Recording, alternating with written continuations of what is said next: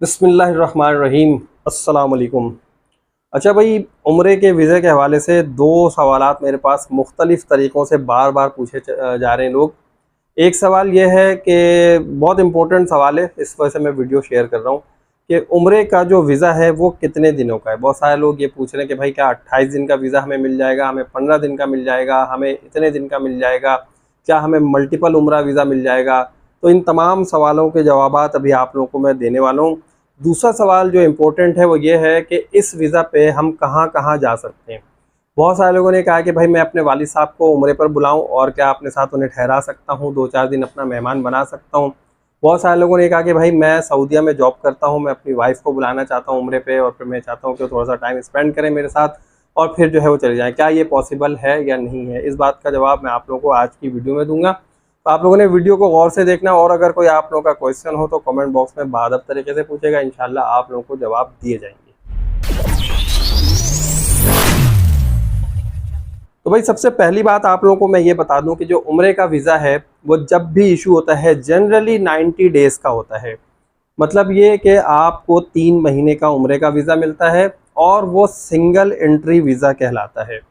Single entry visa ये होता है कि आपने उस वीज़ा के ऊपर एक बार सऊदीया में एंट्री दे दी, वहाँ आपने एग्ज़िट दे दिया, ख़त्म। उस वीज़ा में चाहे पीछे जितने भी दिन बाकी हों, आपको 3 महीने का वीज़ा मिला, आपने 5 दिन गुजारे सऊदीया में, 10 दिन गुजारे, 15 दिन या 20 दिन, यानी कि आप वहाँ गए और वापस आ गए, यहाँ पर आपका वीज़ा हो जाता है ख़त्म। ये कहलाता है single entry visa. Multiple entry visa उम्रे का नहीं मिलता है।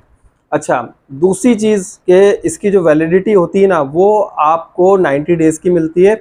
असल जो चीज़ होती है, जो ट्रैवल एजेंट्स आपको बता रहे होते हैं या आप लोग समझ रहे होते हैं, वो क्या है, वो आपका पैकेज होता है, कितने दिनों का आपने पैकेज लिया हुआ है।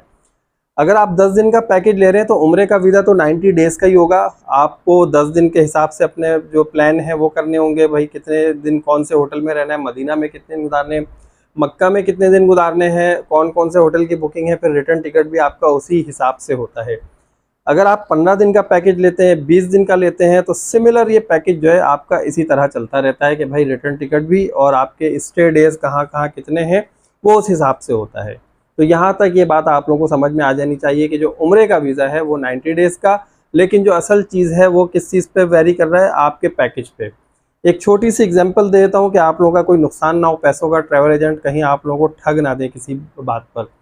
मिसाल ये लीजिए कि पहले आपने 15 दिन का पैकेज लिया अपने ट्रैवल एजेंट से और उसके बाद आपने ये कहा कि भाई मेरे पास कुछ मज़ीद पैसों की गुंजाइश हो गई है, मैं ये चाह रहा हूँ, मैं उम्रे पर जा रहा हूँ, तो मैं अपने किसी रिलेटिव को, माँ अम्मी को, बहन को, किसी भाई को, वालिद साहब को, किसी को भी आप उम्रे पे साथ ले जा रहे हैं और अब आप ये चाह रहे हैं कि थोड़ा सा ज़्यादा टाइम वहाँ आप गुजार के आ जाएँ। अब आपने अपने ट्रैवल एजेंट से बात की कि भाई मुझे जो है ना आप 20-25 दिन का कोई पैकेज बना दें, तो मुझे जो है ना आप 20-25 दिन का वीज़ा दे दें।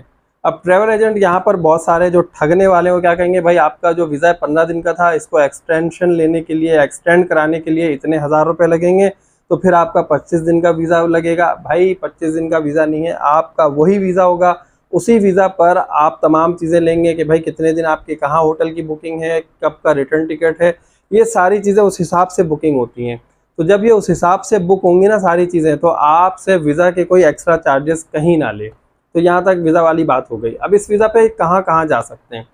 ऑफिशियली अगर बात करें तो सऊदीया ने इस वीज़ा पर यही कहा है कि जब आप उम्रे पर आ रहे हैं और आपके पास टाइम है, आपने ज़्यादा दिन का पैकेज लिया हुआ, तो आप जो है सऊदीया में कहीं भी घूम सकते हैं। तो सऊदीया जो है वो ट्रैवलिंग एंड टूरिज़्म को बहुत ज़्यादा प्रमोट करता है और लोगों को इनक्रेज भी करता है कि लोग आएँ और सऊदीया को देखें, लेकिन उनके रूल्स एंड रेगुलेशंस को फॉलो करते हुए। अब हमारे बहुत सारे जो दोस्त हैं, दोस्त आप लोग समझ जाए मैं किसे कह रहा हूँ, वो जो ख़रीदो फरोख्त वाले होते हैं, यहाँ से वहाँ, वहाँ से यहाँ कर रहे होते हैं, कुछ भीख वीख मांगने के भी चक्कर चल पड़ते हैं इसमें। तो उन लोगों को कंट्रोल करने के लिए सऊदीया ने ये कहा है कि भाई जो लोग उम्रे पर आ रहे हैं वो उम्रे वाले मकामात पर ही अपने आप को लिमिटेड रखें, लेकिन ऐसा नहीं है कि आपको उसके अलावा कहीं और जाने की इजाज़त नहीं होगी। अब मिसाल ये लीजिए कि आप जो है मक्का में स्टे कर रहे हैं और मक्का से आपको हुदैबिया जाना है, आप जा सकते हैं, ताइफ जाना है आप जा सकते हैं, कहीं और जाना है आप जा सकते हैं।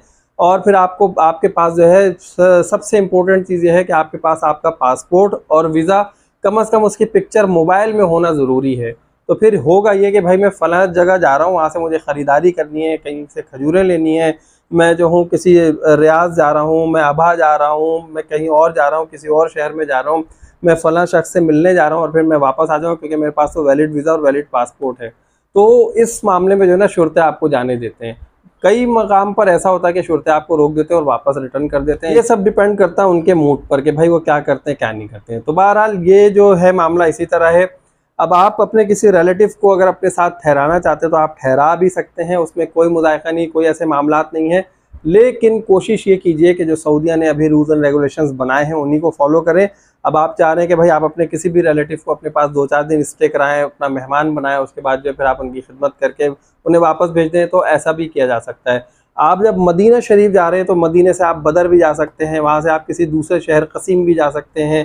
तो इन तमाम जगहों पर आप जा सकते हैं, कहीं रोक टोक नहीं है। आपके पास सिर्फ और सिर्फ वैलिड पासपोर्ट और वैलिड वीज़ा होना ज़रूरी है हर वक्त आपके साथ, कि अगर कहीं कोई कानूनी तौर पे पेचीदगियाँ हैं तो आप दिखा सकें। तो ये एक सिंपल सी वीडियो थी, आप लोगों को दोनों सवालात के जवाबात मैंने बहुत डिटेल में दे दिए। उम्मीद करता हूँ कि आप लोगों को वीडियो समझ में आई होगी, पसंद आई होगी। जल्दी से वीडियो को लाइक कर दीजिएगा, चैनल को जिन दोस्तों ने सब्सक्राइब नहीं किया सब्सक्राइब करें। कमेंट में आप लोग सवालात पूछ सकते हैं और अगली वीडियो तक के लिए मुझे इजाज़त दीजिए। अल्लाह हाफिज़।